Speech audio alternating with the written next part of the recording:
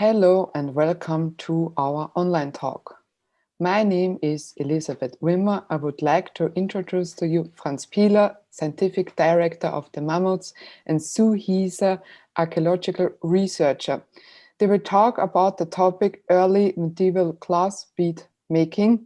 Dear Mammoths friends, if you have any questions, please write us an email to online@mammoths.at or a WhatsApp message to 0043 664 60 499 495 or use the YouTube chat. Sue Heaser and Franz Pieler will be happy to answer these questions during the interview. Welcome, Franz Pieler and Sue Heaser. Hello, welcome. Welcome to our program. This time we have our talk in English. Of course, my partner today is Sue Heaser. She's one of the contributors to our exhibition on experimental archaeology, and I'm delighted to welcome her today for our talk. Thank you very much, and I'm delighted to be here. The joy is on our side. You are an artisan. You took part in the exhibition as basically crafts expert. This is one of the great things in experimental archaeology, that it's not only another thing where scientists, gather exclusively, but it's actually a meeting platform where scientists, crafts experts, and artisans can meet and exchange. You specialized on glass beads of the early medieval period. So why is it glass beads? What's the fascination about that? Well, I've always loved color, and they are beautiful, beautiful objects. Mm-hmm. I've really quite recently come into glass bead making because I have quite a long career behind me of working in other forms of jewelry and silversmithing and enameling and so on. And I decided I wanted to investigate the glass beads of the Anglo-Saxon cemeteries of Britain, because when I first started my career as an archaeological illustrator, I got very interested in the great sites where the women were being buried with all their beautiful necklaces. And I did quite a lot of drawing, so it was familiar to me. And then after a long career writing books on modern jewelry making, I really wanted to get back to my original love of archaeology and research. And I started looking at Anglo-Saxon jewelry in the graves, and I felt that the beads were almost the Cinderella of the graves, because everybody was very interested in the metalwork and the weapons and so on. Mm-hmm. And these beautiful objects there seemed to be an awful lot in museums that weren't on display, and nobody had really spent much time studying them. And I wanted to know how the women wore their beads, how they would have chosen the colors, how they would have chosen the individual beads. So I started going all around the museums of Britain. I have also been to Leiden Museum, which has a wonderful collection of beads. Mm-hmm. And then the pandemic came and rather stopped things proceeding. So I have been rather forced to stick with the British ones. And photographing them. And then I soon realized that in order to reconstruct necklaces, and as an illustrator, I wanted to paint them as they would have looked. Mm-hmm. I thought the only way to get them to look exactly right was to learn how to make them. So I went and did a day course on hot glass bead making, and then proceeded from there. Yeah, well, I understand the fascination very well, especially if you look at the pottery, which is, well, the kind of everyday find we have from the early medieval period. And the pottery isn't great, it's rather dull and very simple made. And it's all the more, it's very amazing to have together with these very simple pots, items which are so bright and shiny and obviously very complicated to produce. I'm no expert in beads in any way, but I came across, when I was excavating in Malton, for example, which is on the Danube, which is old Roman town, was reused in early medieval period and has several graves there and the cemeteries. And we found beads in abundance there. So, and all different types, colors, and techniques, obviously. So could you tell us a little bit of you know, how can they be produced, and are there different techniques, and would they probably alter with the period?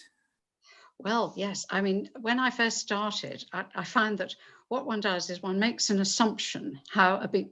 I was taking each individual polychrome beads mostly, and I would take a polychrome bead and think, okay, well, I think I can see how that's made. And by the time I built up some of my skills, I should say here that I'm restricting myself to the available tools at the time, which are very few. You would just have a mandrel. Well, I've got one here to wave up, and this is a replica mandrel, which is what you melt your glass on to make the bead. Yeah, so it's basically an iron stick with a point. Yes, totally. And it's the right dimensions. I had a local blacksmith make this for me, and it's of the correct dimensions for the internal measurement of most of the Anglo-Saxon beads I was looking at. And then, well, you would have a pair of tongs, probably to shape the beads, a knife to shape, and a needle to help you, and a pair of tweezers, so you could melt some glass and then pull out the long, thin threads like this. This is a that's a glass. It's a glass stick, thread. Like thread. Yeah, all right. The modern glass comes in these sticks. Sticks of glass. That would be modern glass. Yeah, this is modern glass. So I had to set myself I wanted to set myself the task of having available to me only what somebody working in, say, you know, the first half of you know, the first millennia would actually have available to them. And I felt then I had all my photographs of the beads that I'd taken from museums. I have thousands and thousands now, and I was concentrating on the polychrome because they will have a lot more clues to them, because they have different colors of glass in them, and they will start showing taste, design, ideas of the glass worker, and so on. And I just sat down with a blowtorch, and you have, I mean, this is different. This was my allowance to myself to get on quicker. Because sure. An Anglo-Saxon or an early medieval glassmaker would have probably had a little furnace with, you know, and he would have had to have stoked it, and probably. Of course, you would need somebody else who actually runs that oven. Yes, to help him keep the fuel going, because you've got to get up to about 900 centigrade. Nothing like as hot as the heat you need to make glass or color glass.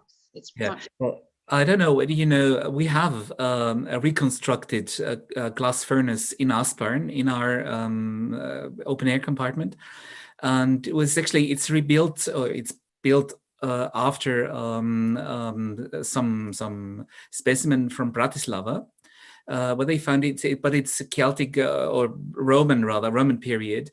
And they use it for making glass, producing glass, but it's really high temperatures, and it's a high-tech implement. So it runs for 48 hours in one run, and you know, people taking shifts working there. So that's something completely different and very. There's much effort into this, and they won't produce much during that, apart from the glass in the cauldrons, in the crucibles. So. Yes. Well, I think it's probable. I started off thinking that they would have used a furnace and had crucibles inside. But as time has gone on, and I have researched more and more, and there are no glass furnaces found in Britain. At least not identifiable ones. Not identifiable. No doubt they had them, that they were there, but they would leave very little effect. And in fact, I then came across Thomas Rhizome, who has done a lot of work at Reba on the and he's written a book. The Viking port settlement. That's right. And I can actually share with you what he has suggested is the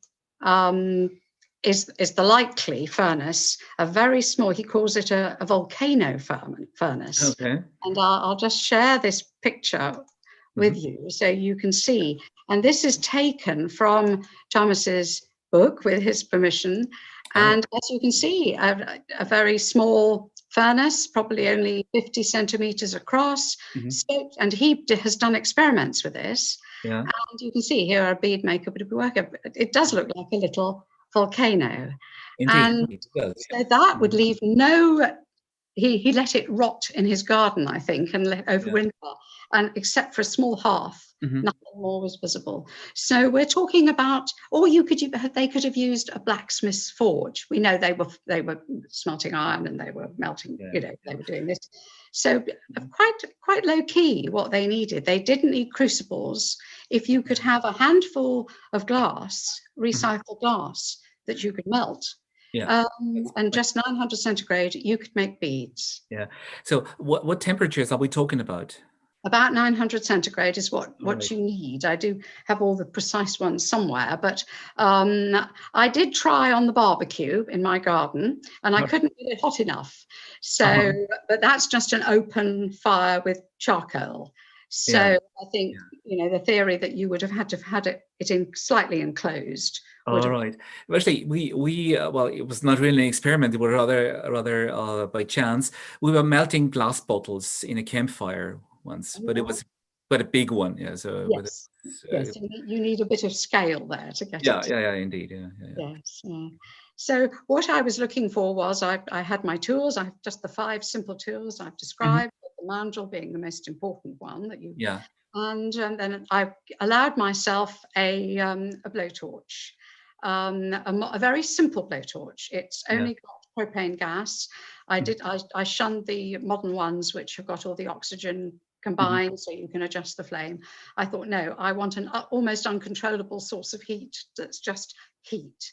And again, I can share with you what I'm myself actually sitting at my little setup, so you can see what is done, how I do it. So if I can share my screen, and to that, and this is me with my big glasses falling down my nose. These are hot to my eyes.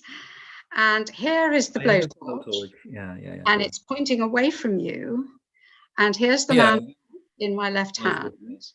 And here is a stick of glass, and I'm turning the mandrel and melting the glass onto, if I go in closer, there's a bead there. So you would create designs that way, so zigzags or points or dots or whatever. Yes, that's right. And you can, once you've learned how to wrap a bead around a mandrel, and you heat it, it will naturally form a globular shape. And then you can start decorating it. And to make the decorations, you need to heat up a piece of glass. It's easier just to show. And you get a piece of glass and you heat it over the flame. You get tweezers and you pull.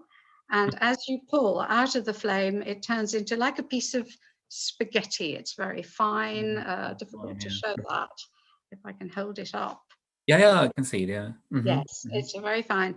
And that's what you can use. So once you have created your bead, I've got some here. So for example, a bead like that, with all the waves, you would keep it on the mandrel hot, and then with this, you would draw your patterns onto it, like so.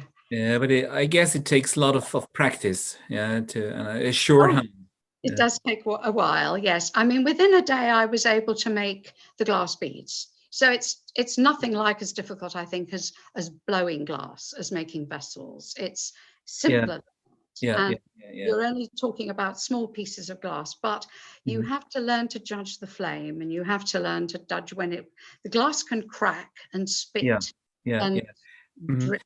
Yeah, what I learned from Gerhard Butz-Gruber, he's our artisan with the glass oven, the glass furnace, that it's basically the glowing color, or the glowing shade rather, where you judge the temperatures, and that's the way you can actually run an oven even without a thermometer.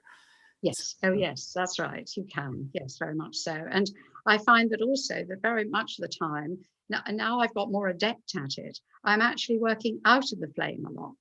You dip your glass bead back in the flame, but if it gets too hot, a little tiny thread of glass to decorate will just melt.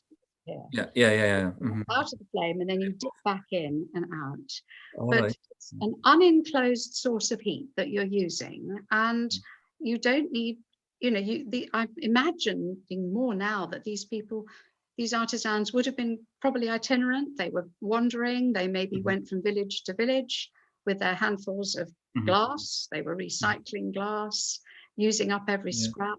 And it's curious that we have found in archaeological excavations, there's no traces of any glass bead scraps anywhere, probably because they recycled everything. It was precious. I guess so. Yeah.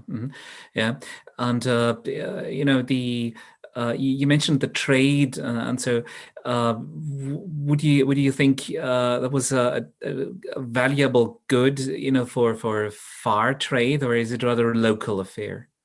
Well, it's the way I'm beginning to see, having read quite widely, because I had to read all the Roman papers and all about the ships coming and everything.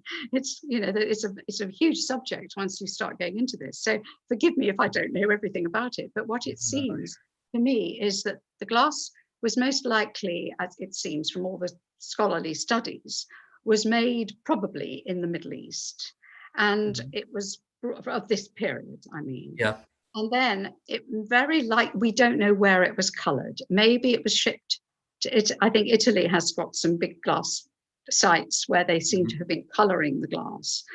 But the bead glass, and then it would have needed to have come on to Britain.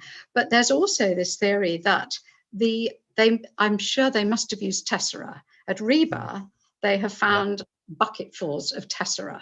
All right. Roman tessera. And the tessera are all in the right colours, because while vessel glass is nearly always transparent, translucent, most beads are opaque, and the tessera are mostly opaque because transparent glass is no use in a mosaic.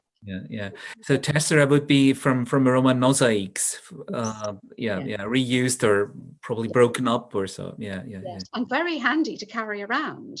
And indeed, I can show. I have experimented making glass beads. We're using tessera, and I can show you a picture if I can find it. Where has it gone? Yes, here we are. And this is some glass beads.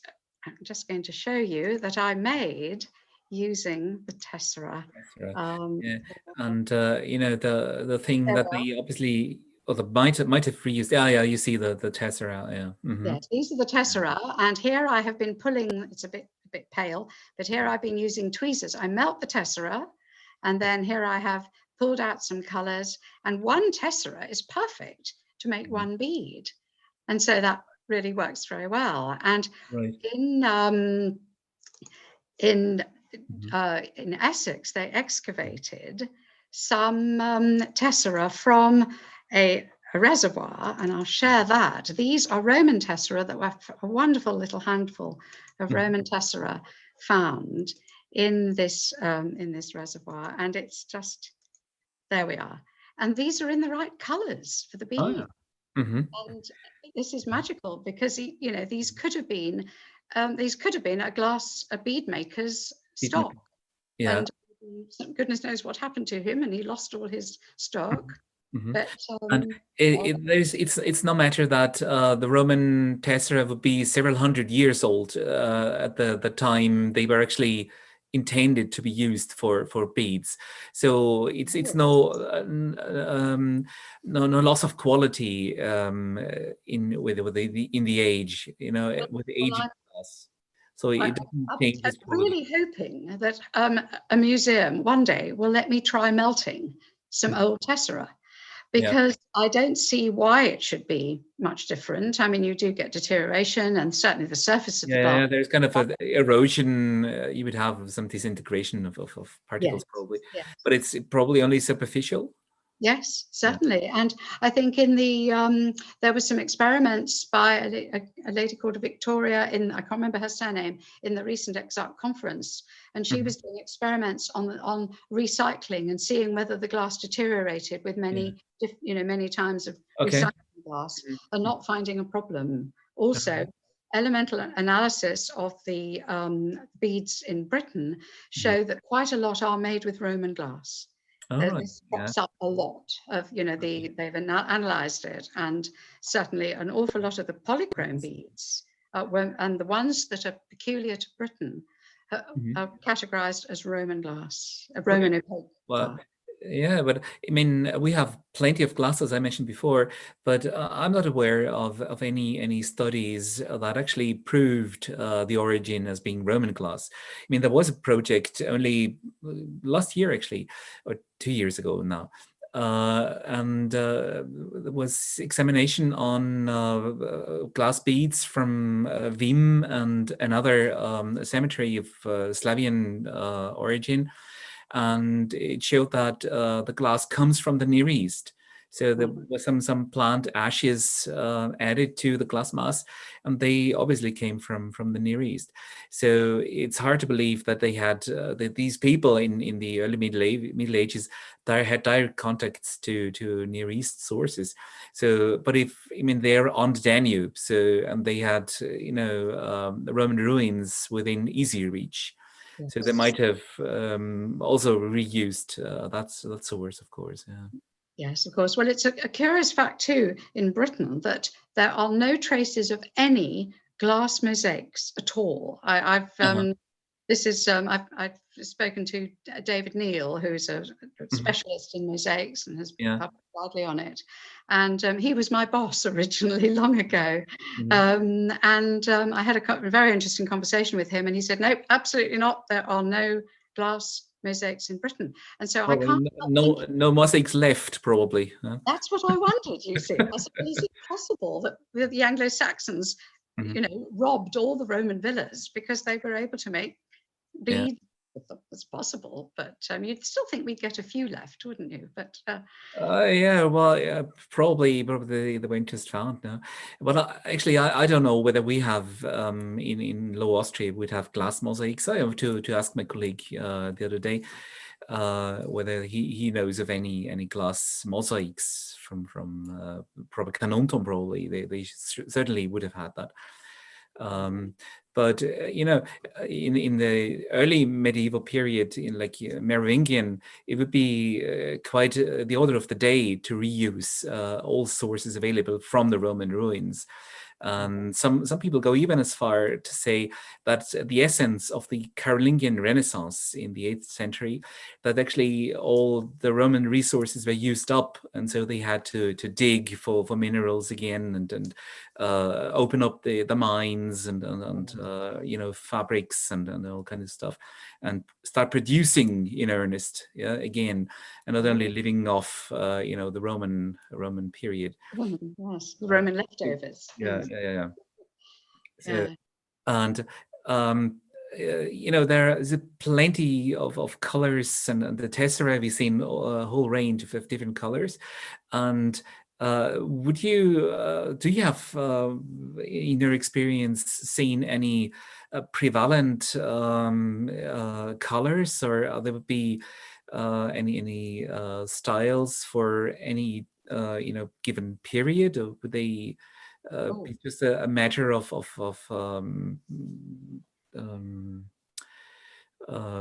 Vorliebe, special desires or likes, Yes. Oh, very much so. Yes, I mean, I've noticed that in one cemetery, you will often tend to get similar types, as though the women who lived in that community had, or maybe that had the same bead maker come to them. And in Britain, it starts off very much. They liked red a lot.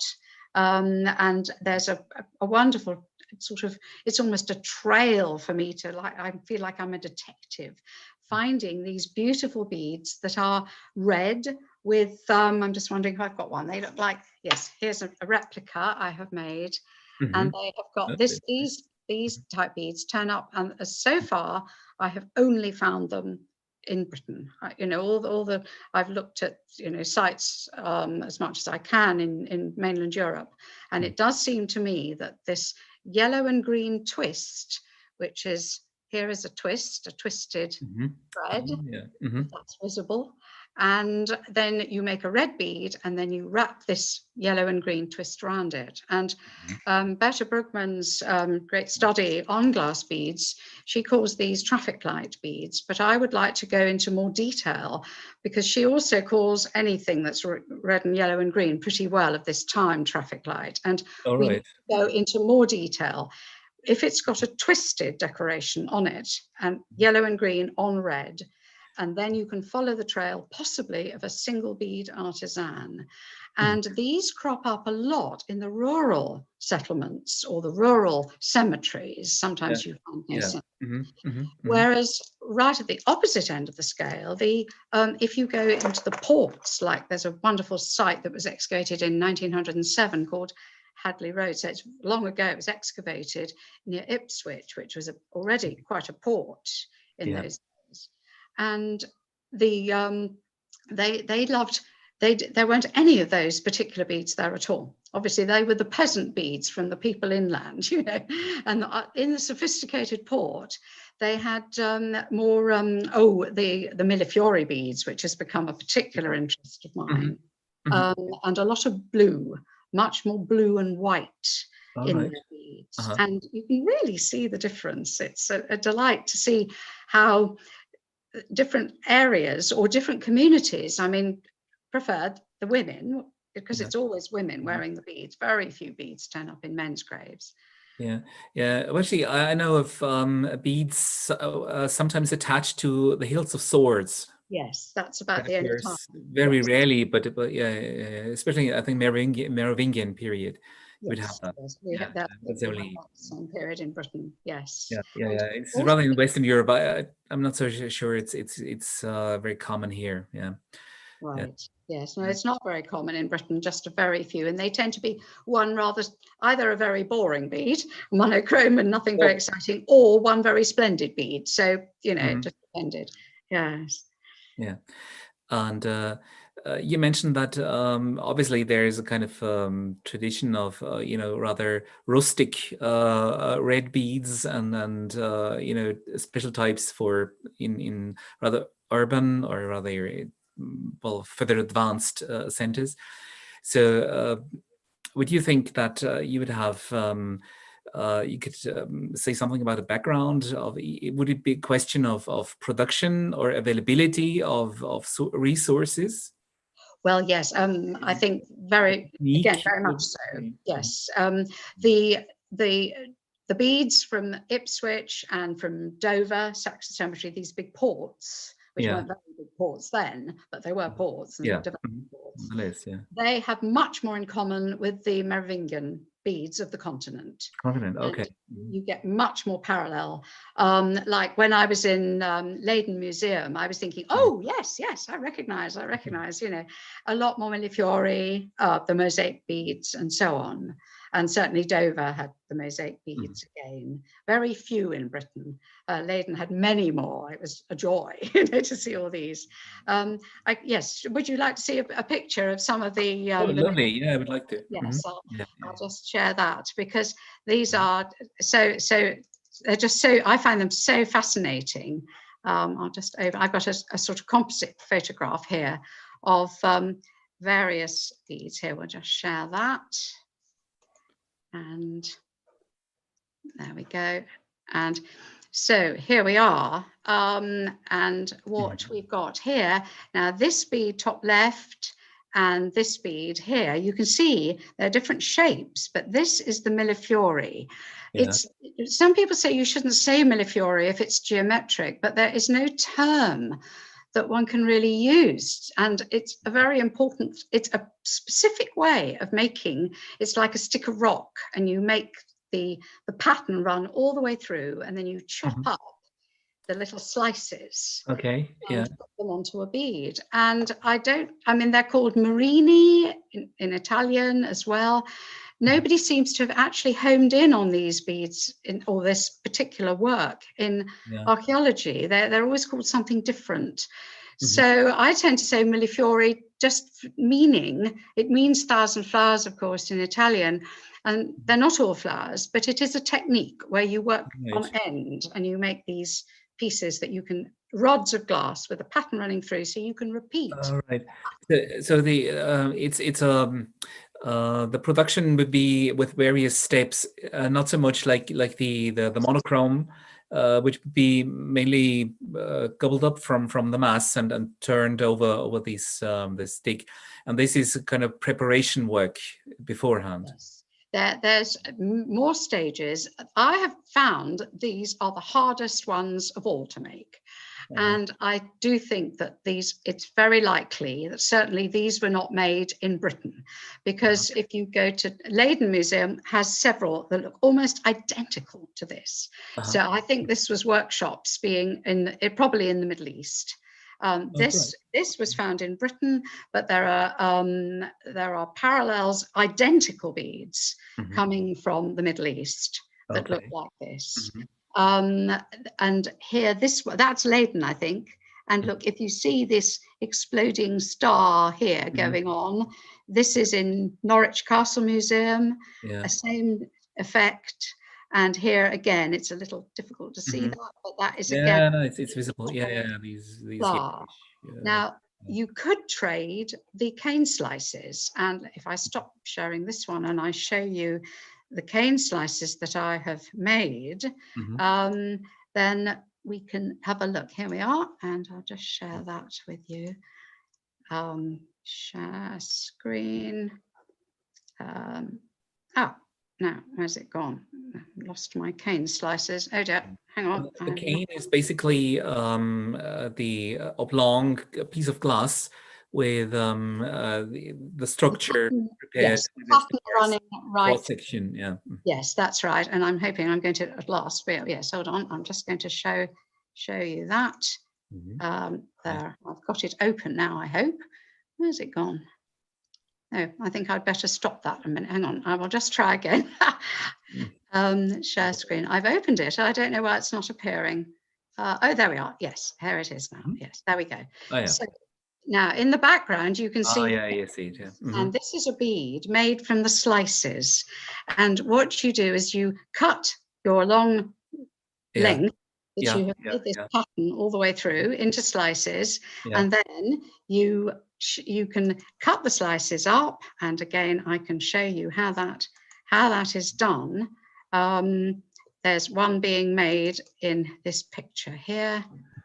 There's a bead. I'll just show you. This is a bead being melted. To cut these canes into slices, you have to heat them up, I guess, and you use a knife or. So can you get there? Is that clear? There are the slices having been placed onto the bead and are now being melted in. Oh, okay. So you kind of put it on a sword in a kind of you have a glass bead, oblong cylindrical shape, and you just put these slices on the surface. Yes, that's right. There are various ways of doing it. I'll see if I find here. I've got an example where they haven't been melted in properly. They're beginning to be melted in. So I'll just share that one with you too. Share screen and sophisticated. I didn't have an idea how. I know them, of course. They turn up. Oh, what? Melted in. Now here you can wrap plain glass around the outside. To finish the bead off. But yes, you have to place them onto. I see. I understand. That's while it's hot. Tricky. In fact, I've got another one where it's partly. Oh no, that's a bit. It's a bit blurred. It's very difficult in a lockdown taking photographs of as I'm making beads, because I need to be an octopus. I need a few more. I understand. It's really difficult. But here's another one where you can see the set. It's a bit blurred because it's taken from a video. You can see the separate but it's very well visible. What you mean? Applied to the mandrel. But how I think they cut them was, I think to cut out mosaic. If you want to make tessera, you would cut square rods from a cake of glass. And then they used something called a hammer and hardy, which is a blade sticking up like that, like a was sunk into a block of wood. They Yeah. still do it today. Mhm. And then you would have a hammer, Yeah. and you lay your glass along the top of the chisel, and Okay. then hit it with the hammer, and that way Right. you Yeah. cut Like chipping flint a little bit. Yeah. a bit like chipping flint, and you can cut very, very accurate and quite thin slices. So they had the facility to cut their cane slices without any problem. Great. Yeah. And it's building the cane slices that is particularly hard. And here's a picture I can share. And this is, I'm just going to show you, this is a bead with the cane slices and the finished bead with the cane slices alongside it. And I made these canes. And you see, they look quite irregular here. And then when you melt it in, there is the 8-petaled flower. That's very like the one I just showed you from Ipswich. That's beautiful. And it's taken me quite a lot of hours of disasters to get to be able to make these. This is the steep learning curve. These are the hardest beads of all. Applying a thin thread of glass is not difficult. And, you know, within a week or two, I was doing that. But this, oh my goodness, I have had, you know, and I'm now getting to the point that I can look at an ancient bead and have a pretty good idea how the actual slices within the canes were made. But today, modern big glass bead makers will purchase their canes ready-made because it's difficult. And it's possible that the ancient people did that too, that they traded these sticks like they did phosphorus. Likely, probably, indeed, And these you did yourself? You made yourself? Yes, I made those. Yes. And I'm slowly life is getting more interesting as I'm being approached with other millefiori or mosaic beads and asked, and some of a recent one, which is part of a project I believe you're involved in, with Hanaka Harold. Harold, that's the project I was referring to before. Yes, and there's a wonderful cane that appears a lot, a pattern, which is a 5-square cross. And I decided, I mean, this is an illustration of how one can have these preconceived ideas of how something is made. And I looked at these and I thought, no, I'm sure they would have cut square pieces of glass, assembled them all, and wrapped them with wire, and then put them to fuse in a furnace or in a kiln. One day I just thought, they're so beautiful and they're quite simple. I'm going to try and see if I can make them. And I had so many theories about how you might squeeze the rods of glass, because it's square, squeeze them square and pre-make them. And in the end, as is often the case with this sort of research, the simplest method worked. And I'll just share that one with you. I was just so thrilled to have actually worked out, and I've got an old bead in the image here, and the results that I have come up with. And they once you got it, I think it's almost self-evident that this must be how it's done. Now, here it is. You see, you've got if you like, a red background, if you think of it that way round, a white square. And here is my attempt, my first attempt. I only did this very recently. And it was made just over my simple blowtorch. I didn't need a furnace. I didn't need to fuse. That's amazing. I was just able to get the sticks of glass and assemble them hot, cutting sticks. So you had 4 red and 4 white ones, and the black one in the center, and you were actually heating them so they fuse together. Then. Yes, I worked on a pontil, on a metal rod, actually no, I didn't. I did with this one. There's so many ways you can try it. I started off with a black rod of glass, and I shaped it with my tongs into a square shape. I'll go closer. Okay. I squared it into a shape. You can see my cursor, can you? Pointing. Yeah, I do. Yeah. Good. And then I had already pre-cut. I'm working probably about 5 centimeters long here. And then I had already pre-cut and preheated over a candle, a simple flame, some lengths of red and white. And I heated them and then applied them. I started off with this section in the middle first. Okay. And then when I'd squared that up, I then added one there and added one on either side of red. And then I built it up into that 9 squares. I then shaped it and I wrapped by working round and round with yellow glass, that yellow coating. I then added the blue lines again of rod.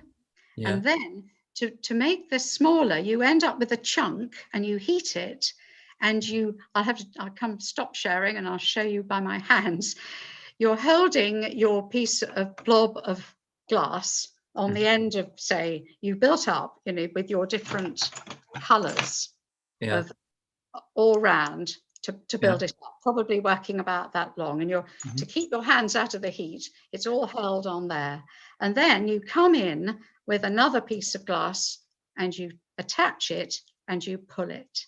And that makes it go. And then you have the thin result that you've seen in the photographs, which when it's cooled down, you can then cut up and you've got your little discs. And this is certainly how they did it. It sounds very convincing.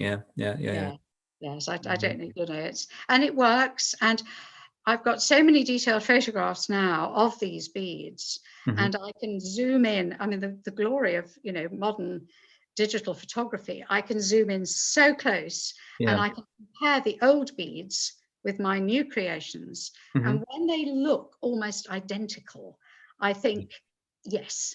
It's well, of course there's never the absolute certainty, but it's very likely indeed. So it's very likely. It's as likely as you can be. Can get. It's always complicated by the fact, and there's I've been corresponding with a Swedish student, Noah Ralander, who has done some fabulous work on glass. She's in Stockholm. And she works in hot glass too. And it's very helpful if you can. This is why Exarch has been wonderful, because it's meant I've connected with other people and you can bounce ideas off. And she's recently published a very interesting thing about how making dot beads and how there are several different ways of doing it. And so you can never be completely complacent that you found the right way. Of course, probably, it's kind of a workshop tradition even. So there might be different ways of producing this. Yes. And I'm quite sure you had experiences with comparing beads of the same type produced in different ways, even from archaeological sources. Yes. Oh, yes. Yes. You can certainly. And if you can cut the beads open, you learn so much. I mean, it's making me sound very destructive, but not only. I'm just thinking what you learn there, because people in charge of the collection would call you all kinds of things. Please, yes. Can I cut a bead in half or just smash it? It would be so useful. Maybe not a beautiful one, but just one that wasn't that great, because also the disastrous beads are the most illuminating. Where the bead maker has had a problem, you go, oh, I have beads that look like that. I know why that's happened. Well, I guess even if they sold these, they might be even quite easy to follow and to track. Where they sold to. Yes. Well, like the white bead maker, who has turned up in quite a lot of sites, and it was a total disaster. They're beautiful beads, and they look like this is a replica of the type that. The kind of white with a lovely blue wave going down. Nice. And red dots in between. There's a slightly bigger one, slightly different. They vary a bit. And there's quite a lot of beads in the eastern side of Britain where all the blue has fallen out. So this poor bead maker obviously made these beads, and it maybe didn't cool them slow enough, because that's a critical thing. You've got to cool your beads down slowly or they can shatter. Or maybe he or she had incompatible glass, because today we have to be very careful that the coefficient of expansion is the same in all the glass you use. Otherwise, the glass will shrink at different rates. And so if you decorate some white glass with the wrong COE, coefficient of expansion of blue, then when they cool, the blue, if it shrinks to more, it'll just pop out at some point in the future, not necessarily at first. So it's a bit hazardous. So we know what modern glass is, but it's very likely they had no idea, and it was just luck. Of course, And this poor man, or woman, all over East Anglia, I'm coming across these beads that were have lost all the blue decoration and just had the red dots left. And fortunately, there's been a marvelous study some years ago now by James Peake, for a PhD student, and he had analysed several of these beads. So I've got 3 different sites where the beads were analysed, and they were coming up from an elemental analysis identical, almost identical, the glass. So I had visually tracked these beads in different cemeteries, and the elemental analysis had proved that it was proven that it's actually really the same material, same source. So it was actually a trader or a traveling bead maker. Yes, disaster on the way, poor man. Hopefully it popped, it cracked only after he had sold it and was well away. Yes. But they were all buried in graves. So maybe it didn't crack until after they had been in the soil. So nobody noticed, even luckier then, I hope so, because poor man, otherwise. A type of bead I came across on the Danube, at least, are kind of a segmented beads, which actually are hollow. Do you know these from Britain as well? Oh yes, we have many, and they go over a long phase, and they are often they're called so many different things, but segmented is a good term for them. And I guess I haven't got any handy photographs of these, but they're actually like a row of connected connected beads. They look as though they've been squished. Yes, I have tried to simulate those. I have discussed it with bead makers. I've discussed it with glass blowers, and nobody has yet really come up with a good plan on how they are made. And I have worked really hard at this. And while I've had success with virtually all the other beads, this is so far eluding me. But they're beautiful, and I'm fascinated. And what they seem to have done was, this is my latest theory, well, a possible one of many, who knows, that I did think that maybe you needed a furnace to do it. As well. I think it would be very difficult to get even heat along long lengths of beads. So I don't think they were made in Britain or locally. I think they must have come from maybe the Near East or Roman. The Romans were making. The place I know them from, it would be a Roman fortress town. And some of them do have silver or gold foil inside. That would have been in the next question. With the gold. I tried, and I had more disasters with this than anything else. And what I did was, but they also look as though they are drawn. They are pulled because they have striations all the way along them. We really should try and find a photograph of them. Let me just have a look and see if I can come up with my golden glass beads somewhere. I have got, here we are. Yes, I can find this, and I can show you some of my disasters. Here we go.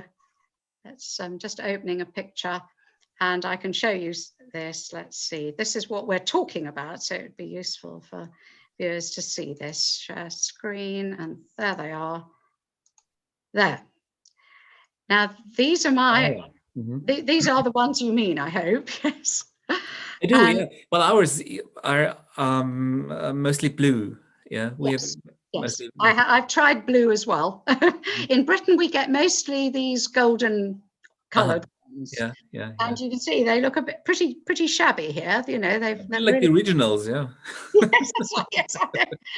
So I've tried lots of different ways, but what I've tried doing is getting a glob of glass and a very tiny tube of metal and blowing a hole in the middle of the glass, blowing it into a bead, and then attaching both ends and drawing them. But then you've got a next process. They seem to be double layer. So you've got a tube now. Discussions with others, including Moa Rolander, is that maybe they were drawing different sizes of tube. They would fit two tubes, one inside the other, heat them in a furnace, and then roll them on a ridged metal former to segment them. Now, that is one good likely theory. But I must try this. I haven't really got to the point. I do have a small kiln, which I can have a go at doing this. But my blowing and drawing accuracy is nowhere near close enough yet to get two tubes, one to fit inside the other. The other thought I had was drawing the bead, then you cut it into, then you cut sections and you just have tubes. You then put a fine mandrel inside your drawn bead, and you heat it, you roll it on the foil if it's foil enclosed, and you then dip into a crucible of clear glass to coat, and then you roll it again on a former of ridged former. I'm going to have to play a lot more with this. I've got to the blowing point. I can draw it, but it's eluded me so far. But I have an awful lot of broken beads that aren't right. So well, it's fascinating how many questions are still open, even after so much expertise and so many years of practice. Yes, so I think what is actually our time is nearly gone. Yeah, so I want to thank you very much indeed. It was a lovely talk. And Elizabeth, are there any questions people want us to answer? Yes, there are many questions. Let's start with the first one. When did glass bead production come up in general in Europe, and was it different in Europe from the time it started? Well, glass production as such started some in the Middle Bronze Age in Central Europe. So the oldest artifact I know of from Low Austria would be a glass bead from a grave, I think it's Straning, which is in Low Austria. It's a black, rather crude, large black glass bead. But the vessels, wouldn't be well, probably Latin, Celtic, but I think they weren't produced locally there in Portugal. And bracelets, of course, bracelets would be typically. I understand. Okay. Thank you. The next question.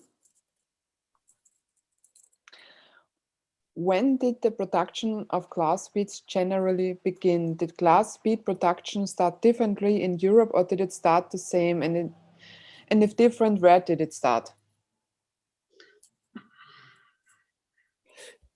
Well, I'm not so familiar about the Near East now, but I think it's somewhere in the New Kingdom era, probably even Middle Kingdom. It would be something around 2000 BC or so. We'll see.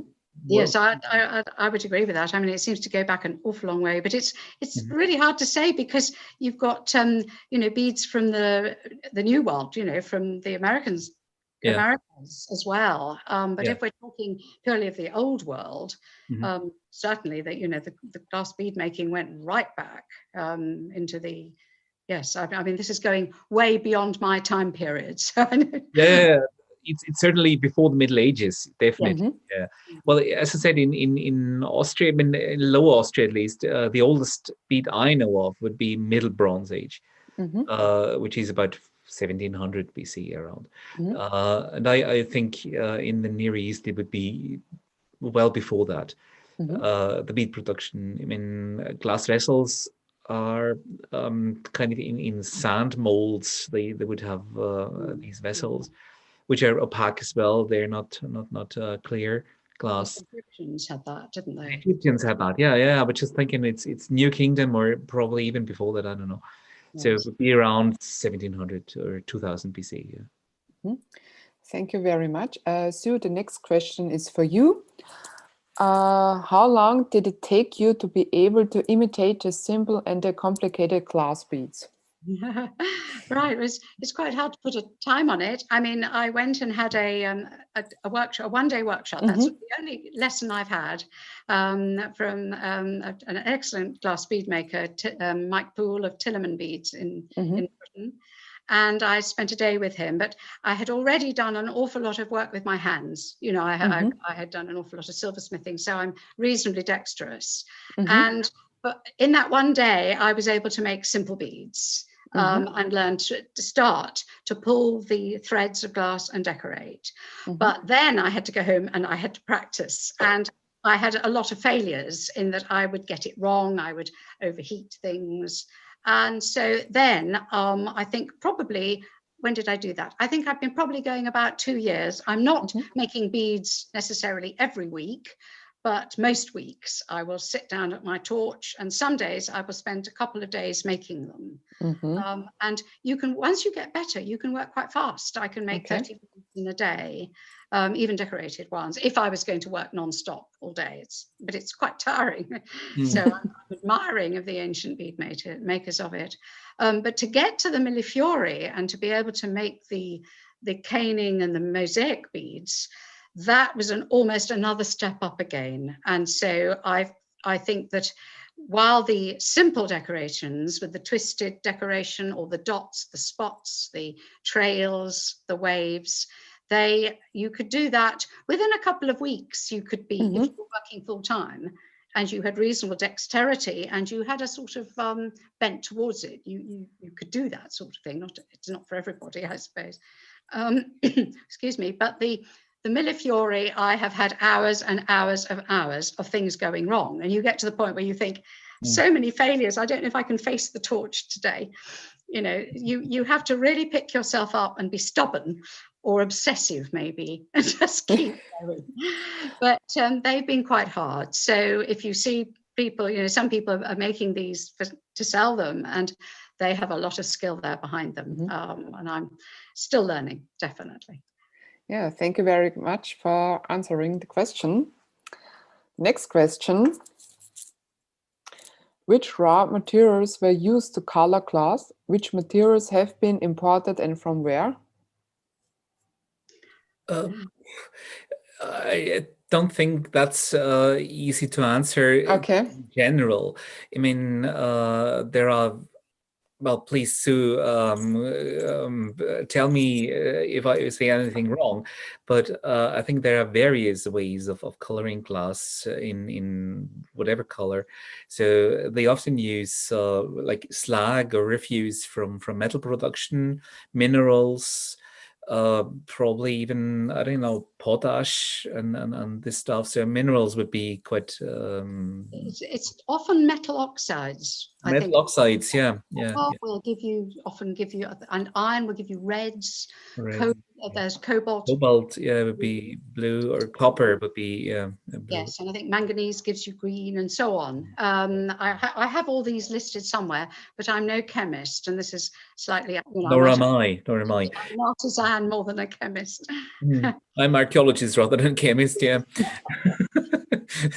What I read is that glass industry is often connected to other complex industries like metalworking, for example.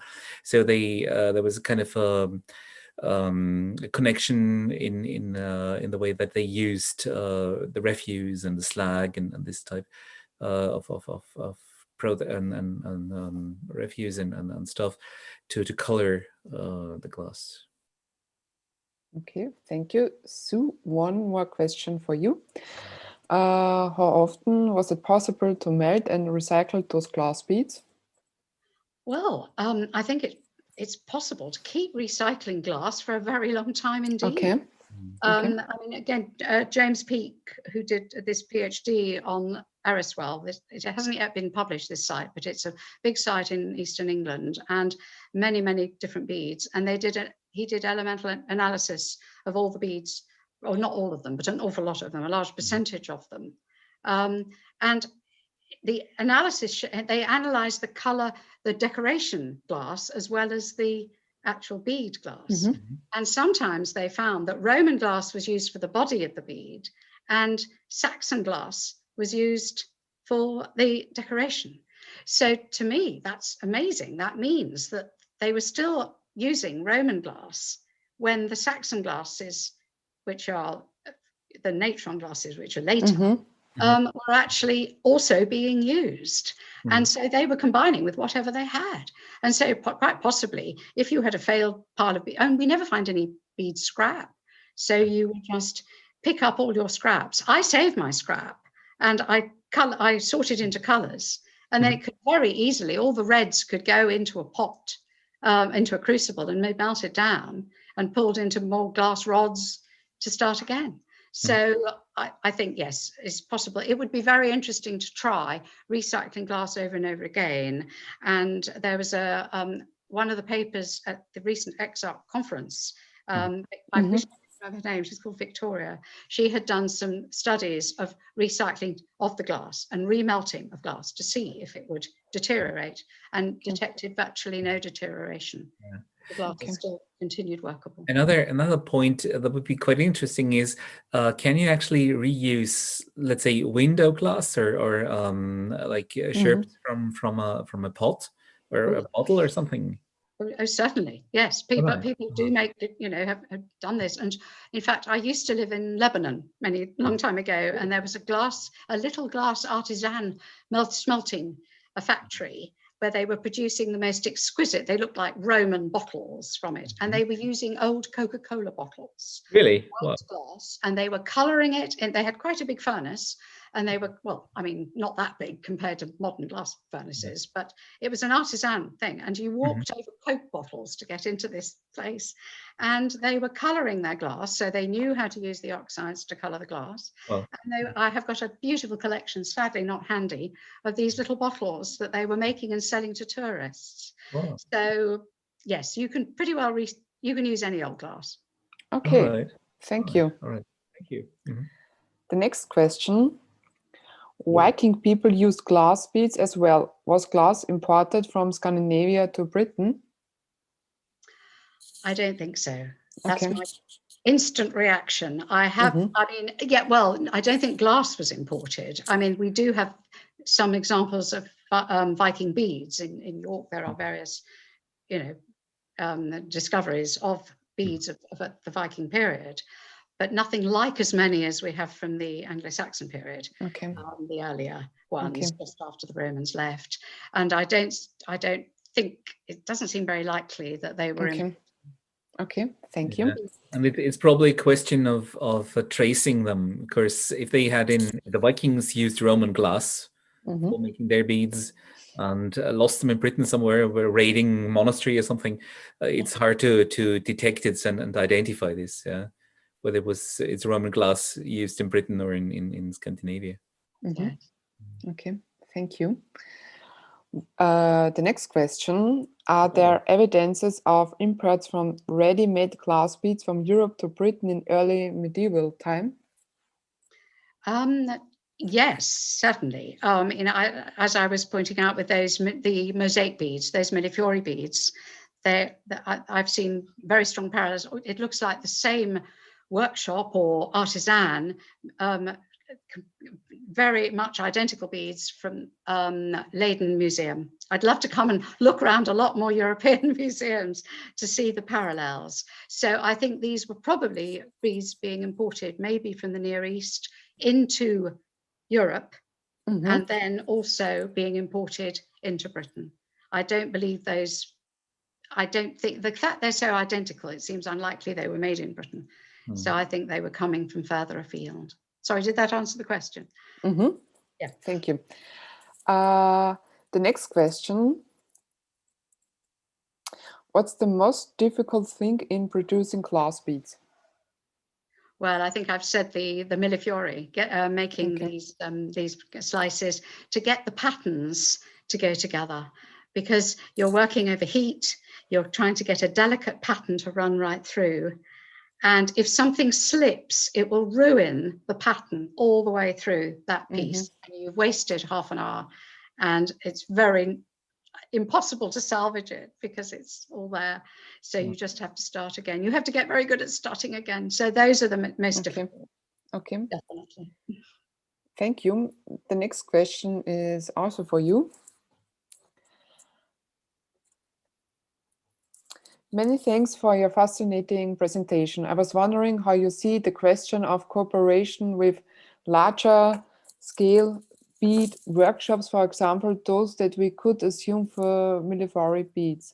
Do you think that one person was in charge of one work step and then passed off the half-ready bead scans, etc., to someone else with the workshop?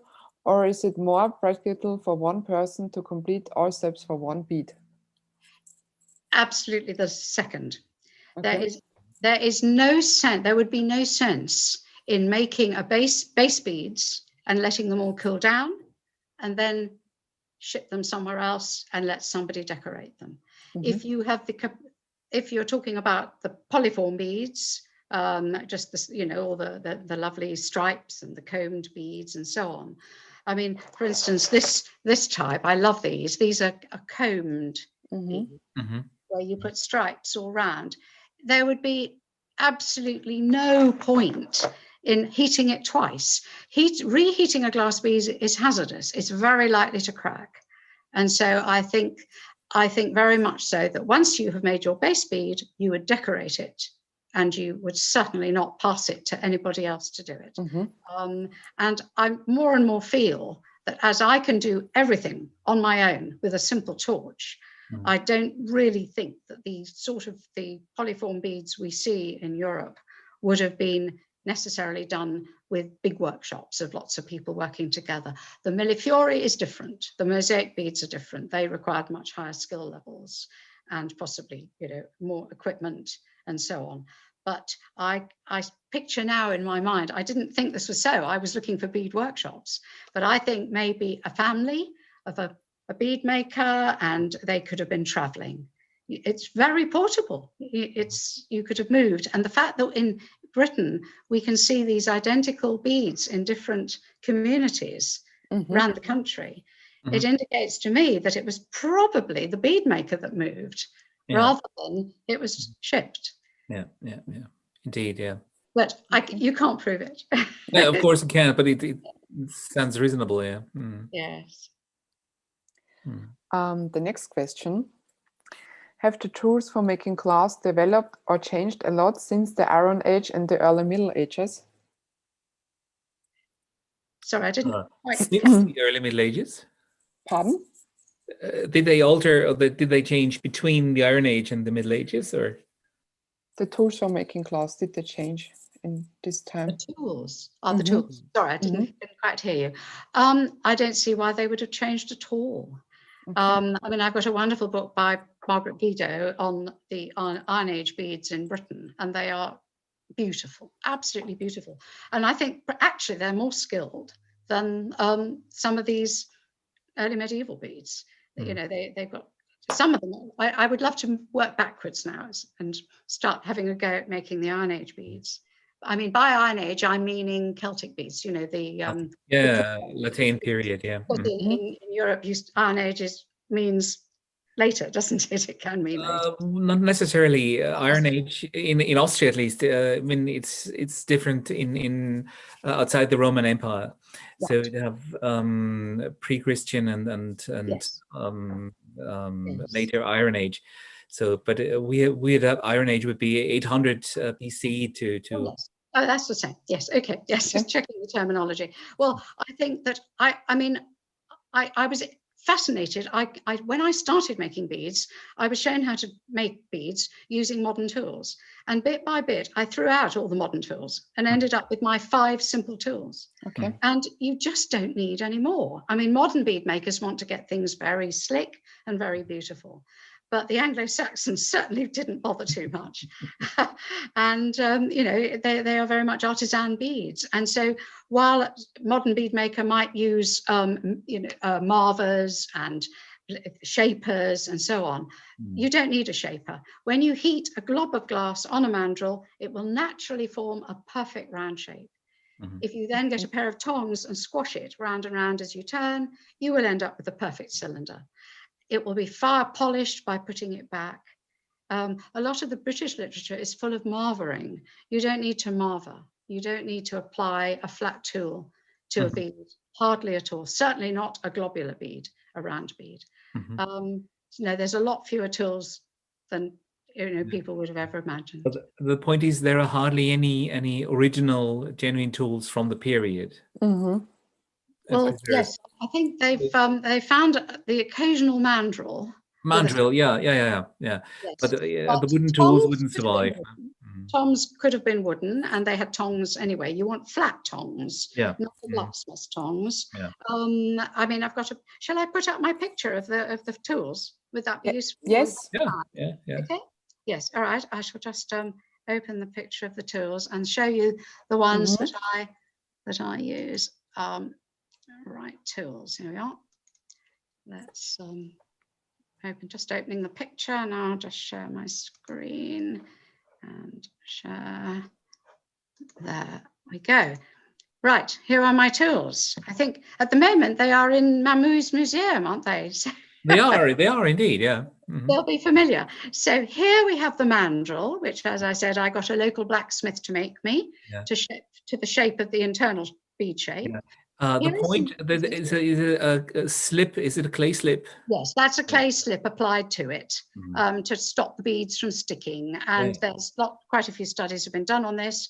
And just a simple silica slip of the clay, it works pretty well. Some experiments have been done. They could have used salt as well, and there's indications that that was done. Probably, yeah, but it's hard to prove.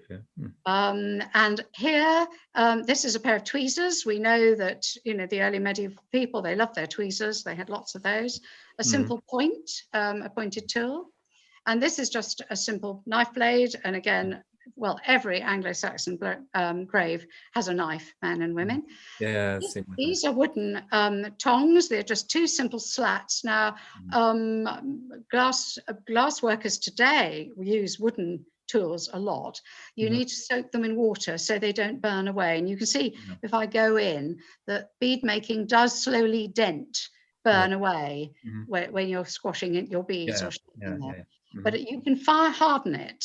I fire hardened this by flaming it and then scraping it and flaming it. And then this is copper wire that I've just wrapped around with a wedge. It's a bit hard to see that. There's a wedge in there.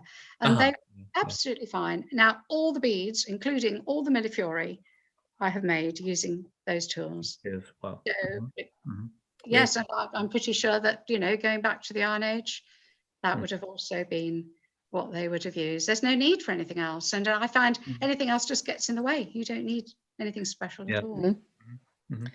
Yeah, thank you very much. We have one last question. Were glass beads created locally or far away? Well, both. Absolutely both. Because these beautiful beads with the twisted decoration that I was describing, there's another one that was much rarer, that one with the black cube with the twisted decoration. Beautiful, aren't they? That was some lovely ones like that. They were almost certainly produced in Britain. And there's another one called Norfolk types that have got some, I think it was just a very bad bead maker. He just randomly applied his decoration, and they look a bit crazy, but they turn up a lot, and they too are only found in Britain. So local bead makers, definitely, talking about Britain as an island, but yes, also these beautiful millefiori mosaic beads, and also the thread decorated beads, which are very exciting. I've found 4 of them in Britain, and they have turned up all, they considered to have been created in Syria, and they're very distinctive, very beautiful, and they have been found up the Danube as well. So both local glass bead makers and from far and wide. Yeah, thank you very much. This was our last questions. So, dear Mammoth friends, if you want to see Sue Heaser's tours, you can visit our exhibition Experimentelle Archäologie at Mammutschloss Aspern-Zeyer. Our museum is open since Tuesday. You can visit us again. We're happy to see you again at Mammutschloss Aspern-Zeyer and Mammutsmuseum Mistelbach. Yeah, thank you very much, Franz Pieler and Sue Heaser. The talk was very interesting. I was very delighted to hear about this topic, about glass beads in medieval times. Our next online talk will take place in 2 weeks on 23rd of May. And the topic will be, let me have a look, the Langzeitexperiment eines mittelbronzezeitlichen Grabhügels. The talk will take place in German with Franz Pieler, Karina Krömer, Michael Konrad und Michaela Fritzl. Okay. So thank you very much. And we will see again. Thank you very much. Thank you very much, Sue. It was absolutely fantastic. I greatly enjoyed that, really. Thank you. And thank you for asking me on. And it's been a wonderful experience. Thank you. Thank you. Bye-bye. Bye.